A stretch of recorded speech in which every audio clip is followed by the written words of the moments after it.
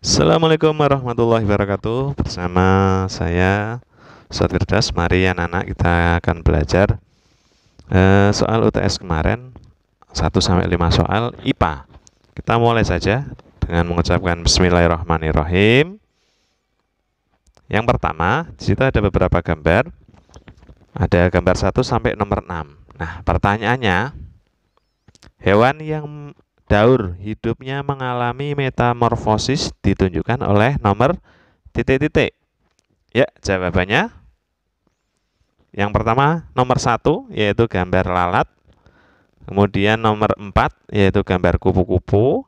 Dan nomor 6 yaitu belalang. Nah, selain itu tidak mengalami metamorfosis. Misalnya nomor 2 kambing itu beranak, nyamuk bertelur, dan bebek juga bertelur, tetapi tidak mengalami metamorfosis. Selanjutnya, masih gambar yang sama.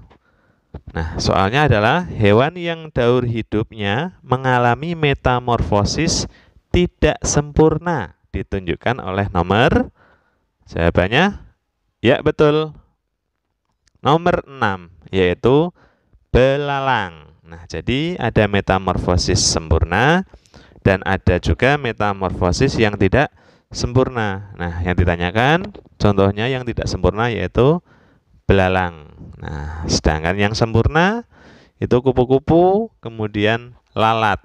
Kenapa sempurna? Kita lanjut pada nomor 3. Nah, di nomor 3 ini daur hidup hewan nomor 4, kita fokus pada nomor 4. Kita lihat yaitu nomor 4. Memiliki satu tahapan unik sebelum tahapan dewasa atau imago.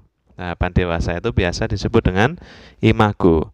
Namun tahapan tersebut ini tidak ada pada daur hidup hewan nomor 6, yaitu belalang. Nah, pertanyaannya, tahapan yang dimaksud adalah titik-titik. Nah, ya betul, jawabannya adalah kepompong. Jadi nomor 4 yaitu kupu-kupu ini mengalami suatu tahapan yaitu kepompong. Sedangkan nomor 6 yaitu belalang tidak mengalami kepompong. Nah, pada tahapan inilah atau pada tahapan kepompong inilah yang membedakan hewan yang mengalami metamorfosis sempurna dan hewan yang tidak mengalami metamorfosis sempurna. Hewan yang mengalami metamorfosis sempurna akan melewati fase kepompong. Misalnya kupu-kupu tadi ya. Nah, kupu-kupu ini bermula dari telur, kemudian menjadi ulat, kemudian menjadi kepompong. Nah, barulah dia akan menjadi kupu-kupu. Sedangkan belalang ini tidak mengalami proses kepompong. Selanjutnya, nomor 4, pohon jati, pohon mangga, dan pohon pisang termasuk sumber daya alam titik-titik. Jawabannya adalah, ya betul, nabati. Nah, jadi sumber daya alam ada 2, nabati dan hewani. Nabati itu apa? Nabati itu adalah sumber daya alam yang berasal dari tanaman atau pohon-pohonan.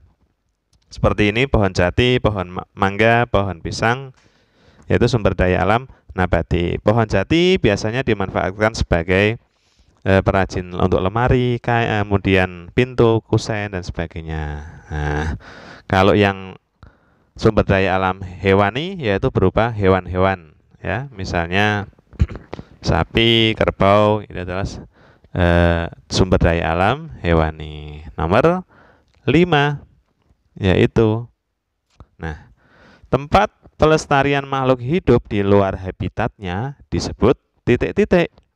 Jawabannya adalah, ya betul, ex situ. Nah, ex situ itu apa? Ex situ adalah tempat pelestarian makhluk hidup di luar habitatnya. Nah, misalnya kebun binatang dan penangkaran tumbuhan atau tanaman. Nah, di luar habitatnya. Misalnya harimau. Harimau itu habitatnya di mana? Habitat itu tempat tinggalnya. Tempat tinggalnya harimau di hutan.